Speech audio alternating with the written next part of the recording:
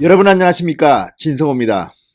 김무성 의원과 강창일 의원 등 148명, 무려 148명의 여야 국회의원들이 발의한 헌법 개정안 발의는 결국 이번 4월 15일 총선에서 국민투표를 실시하기는 어려울 것으로 보입니다. 그렇지만 마지막까지 긴장을 늦출 수는 없는 노릇입니다.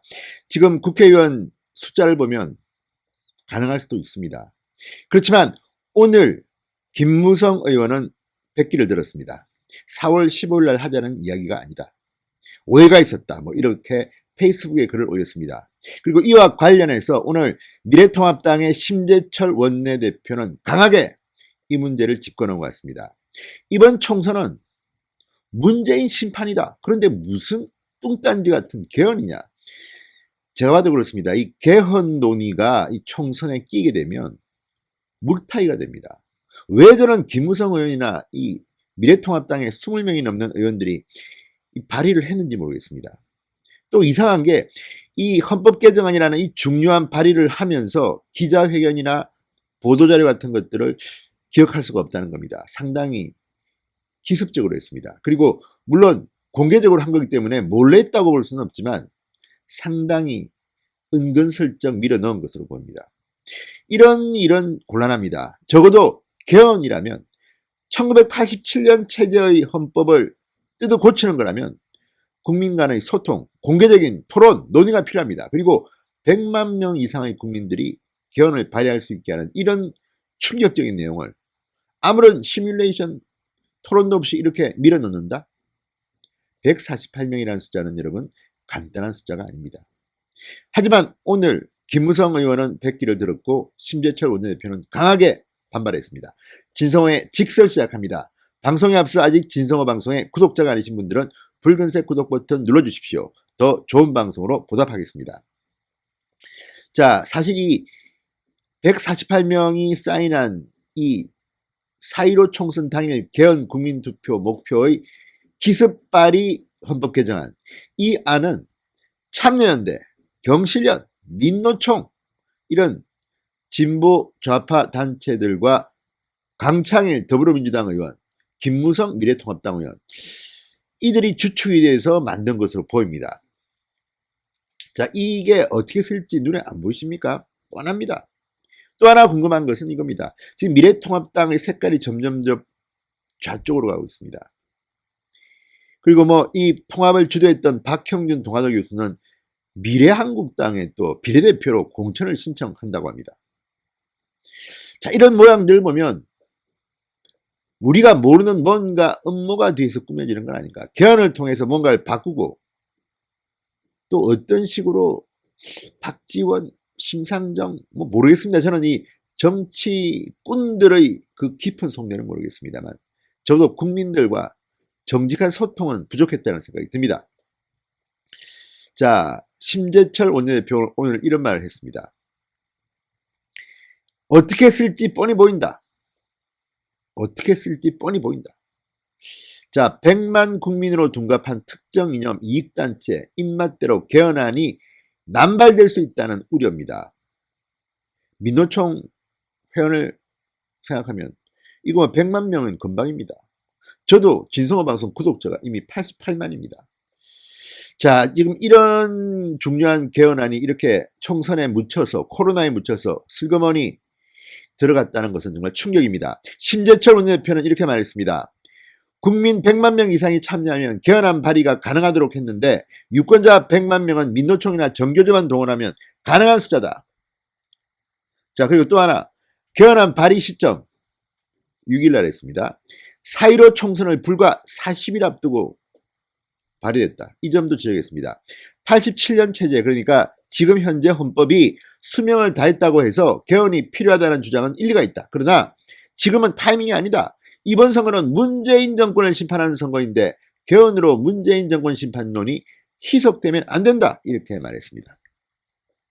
자, 그런데 문제는 김무성 의원을 포함해서 통합당 소속 의원 22명이나 이 개헌안 발의에 서명했습니다. 우리 당 동료 의원들도 더 이상 독려하지 않을 거라고 생각한다. 자제를 촉구했습니다. 자칫 찬반을 두고 자유우파가 분열될 수도 있다. 이렇게 말했습니다. 자, 2 0 0 0 0 명 이상의 국민들이 개헌을 반대한다는 것은 정말 충격입니다. 그리고 또 하나 개헌안 발의에 서명했습니다. 우리 당 동료 의원들도 더 이상 독려하지 않을 거라고 생각한다. 자제를 촉구했습니다. 자칫 찬반을 두고 자유우파가 분열될 수도 있다. 이렇게 말했습니다. 이 심재철 원내대표는 지난 2월 18일 날, 그러니까 당시 김무성 의원 등 여야 의원 11명이 원포인트 개헌안을 제안했던 날에도 반대 의견을 분명히 했던 것으로 기억합니다. 자, 이 개헌론이 블랙홀입니다. 문재인 심판을 해야 할 이 총선의 이슈에 슬그머니 끼어들어가서 누구 존일시키겠습니까? 저는 왜 이 중진, 원로, 김무성 의원이 불출마 선언까지 한 분이 이런 판단을 했을까요? 참 걱정이 됩니다. 자, 황교안 대표가 지난 1월 22일 한국당 대표로서 가진 신년 인사에서 이런 말을 했습니다. 제왕적 대통령을 어떻게 국민이 수용할 수 있는 대통령제로 바꿀 수 있는지가 절실하다. 그러니까 개헌을 황 대표도 신년에 화두로 던진 바 있습니다. 물론 이것은 대통령제 보완 성격의 발언입니다. 그렇지만 개헌을 이야기했습니다.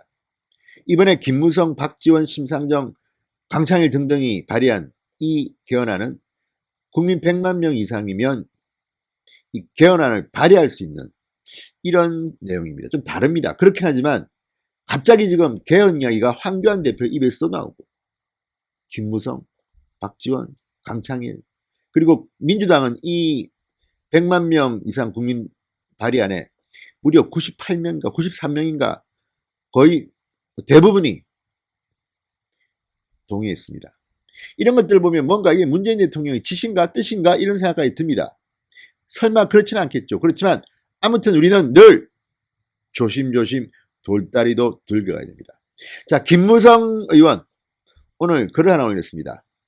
주권자인 국민에게 헌법 개정 권한을 돌려주자는 것이지 국회에서 지금 당장 개헌하자는 얘기가 아니다. 이렇게 한 발 뒤로 뺐습니다.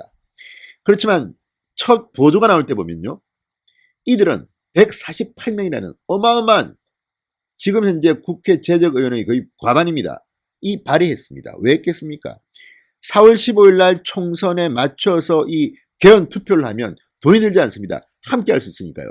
이걸 목표로 한 게 분명합니다. 그런데 어쨌든 김무성 의원도 뒤로 한 발 뺐습니다. 백기를 든 겁니다. 자, 김무성 의원 오늘 자신의 페이스북에 일각에서 민노총과 정교조 등 좌파 단체들만으로 100만 명 서명을 받아 헌법을 개정할 수 있다는 오해가 있는 것으로 안다.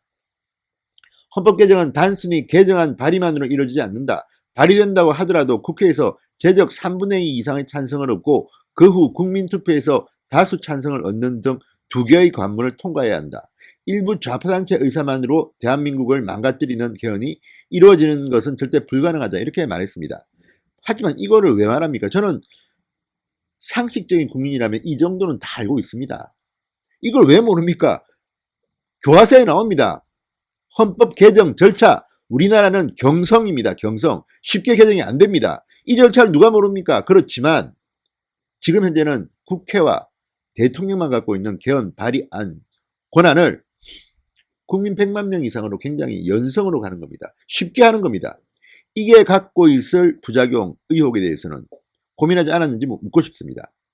그리고 이런 식으로 오해라고 하는데 오해는 아니죠. 왜냐하면 이거는 법에 나와 있는 건데 왜 국민들이 모르겠습니까?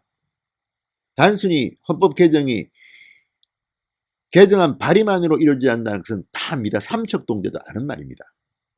자, 김무성 의원, 국민 개헌 발의권이 지금 당장 추인되는 것은 아니다. 진정한 개헌 논의는 4.15 총선에서 구성되는 21대 국회에서 그것도 국민 뜻에 따라 이루어질 수 있다. 진정한 뜻과 취지에 오해 없길 바란다고 당부했습니다. 그러니까 다행입니다만 그러면 21대 국회에 출마도 하지 않는 김무성 의원이 왜 이 발의안을 냈습니까? 저는 이해가 안 됩니다. 이거 어차피 이제 20대 국회에서 폐기될 텐데요. 새로 논의하면 되는 겁니다. 그런데 어쨌든 김무성 의원의 이 페이스북 글도 저는 상당히 미심쩍습니다. 본인의 입장에서 변명한 거죠. 자, 김무성 의원, 우리나라 미래에 제일 필요한 것은 제왕적 권력의 분산이다. 헌법을 바꿔야 한다는 필요성은 인정하지만 정작 개헌을 추진할 수 있는 권한은 현재 국회의원과 대통령만이 갖고 있다. 이렇게 언급했습니다. 제왕적 권력 대통령의 분산 이거에 대해서는 상당히 많은 사람들이 동의하기는 합니다. 맞습니다. 그렇지만 또 이걸 가지고 슬그머니 의원 내각제로 바꿔서 또 의원 내각제에서 어떻게 하고 서로 권력을 나누고 지금 김영호 공천만 보더라도 지금 뭐 지분 나눠먹기 정말 참 그렇습니다. 그런데 정교조 고문 변호사도 지금 다 미래통합당 단수 공천, 전략 공천 받았습니다. 이런 상황에서 이게 된다면 대한민국이 과연 제대로 굴러갈까요? 우리는 유럽이 아닙니다. 분단 국가입니다. 대통령제 국가입니다. 다당제의 불안정한 그런 정치 상황으로 몰고 가면서 일부 정치인들이 자기 권력을 영원히 갖겠다는 욕심 때문은 아닌지 한번 곰곰이 고민해볼 필요는 있겠습니다. 신성호의 직설이었습니다. 여러분 감사합니다.